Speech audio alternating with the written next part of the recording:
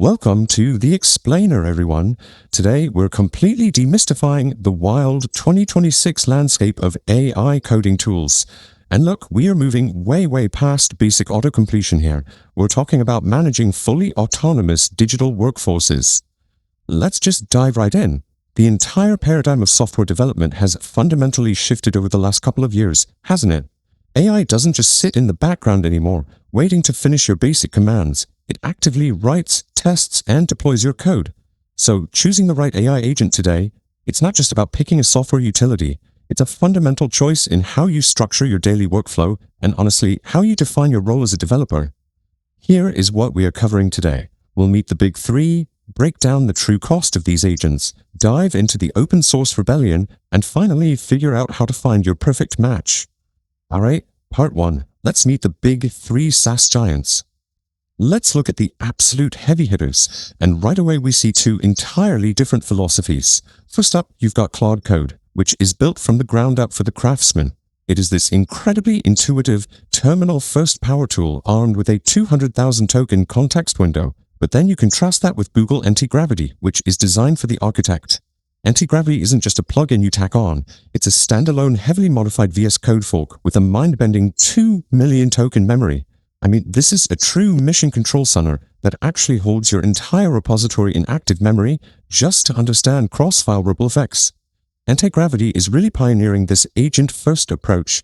You aren't sitting there giving it line-by-line commands anymore. Instead, you assign it a mission like, say, migrating an entire billing service.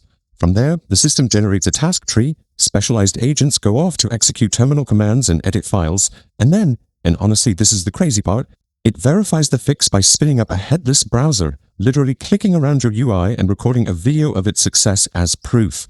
You're not just getting code, you are getting full-on QA. Meanwhile, OpenAI Codex operates with a totally different mindset. They position it as the cloud-first execution engine, which pretty much makes it the ultimate tool for the tech lead. Unlike Claude, which is super chatty and constantly asks you for permission, Codex is your asynchronous workhorse.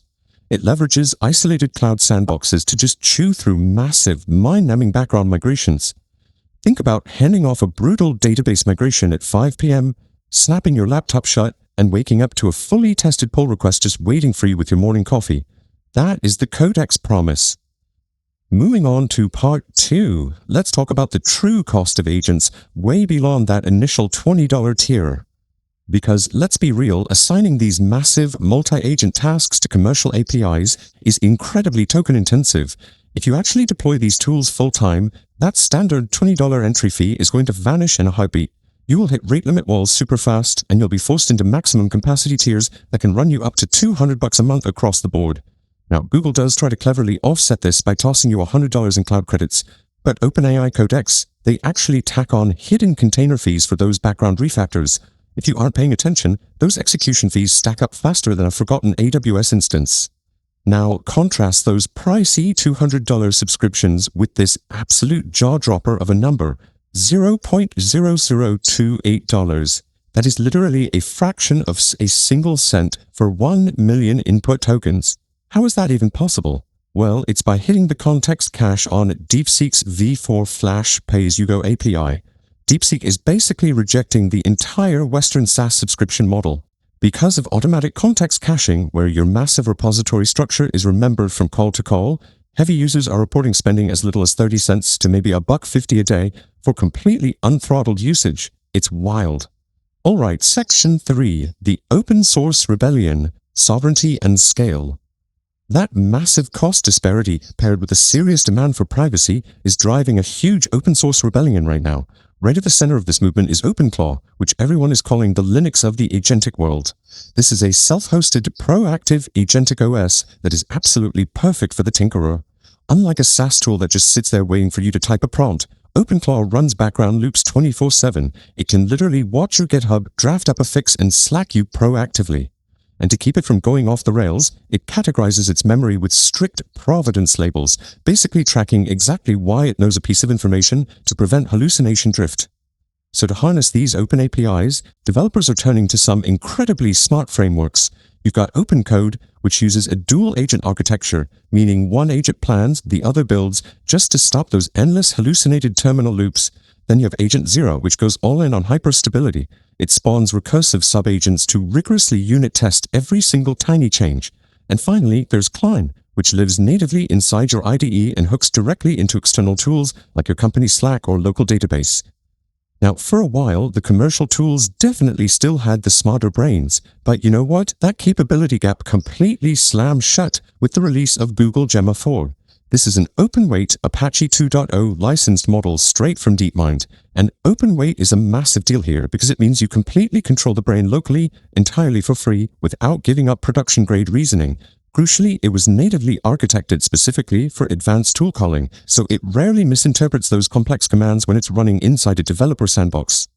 When you take Gemma 4 and drop it into these open-source frameworks, the performance is just undeniable. The 31 billion parameter version is matching the proprietary SaaS giants blow for blow. It's scoring a staggering 80% on live code bench raw coding tests. It totally outperforms standard open-source setups and proves beyond a shadow of a doubt that it can generate professional, production-grade code. But the really crucial point is how you actually run a beast like this locally. The secret sauce is the mixture of experts, or MOE variant. If you spin up the 26 billion parameter MOE variants on a local workstation, it just blasts out 50 tokens a second. And why is it so fast? Because out of its 26 billion total parameters, it only needs to wake up and activate 3.8 billion of them at any given time to process a token. You are getting lightning-fast code generation while still keeping all that deep structural intelligence you need to understand complex architectural dependencies. Which brings us to our final part, Section 4. Finding your perfect match. We have explored the high-intent workflow of the giants, the async drudgery of the cloud executors, and the absolute freedom of open source. So let's bring it all together and figure out exactly who you should hire. If you are a solo craftsman and you want terminal precision, stick with Cloud Code. If you're an architect trying to manage massive legacy codebases, Google Anti-Gravity is absolutely your mission control. Tech leads who just want pull requests handled while they sleep, you should be hiring OpenAI Codex. And if you're a tinkerer, or honestly if you handle highly sensitive corporate IP, you really must turn to local open source tools like OpenCode paired with Gemma 4. Ultimately, these tools are no longer just software utilities you passively use. They represent a fundamental shift from just writing code to actively managing a digital workforce. The capabilities are absolutely there across the board. So the real question for you as we navigate 2026 isn't just which tool is best. The question is, are you ready to stop being a coder and start being a conductor?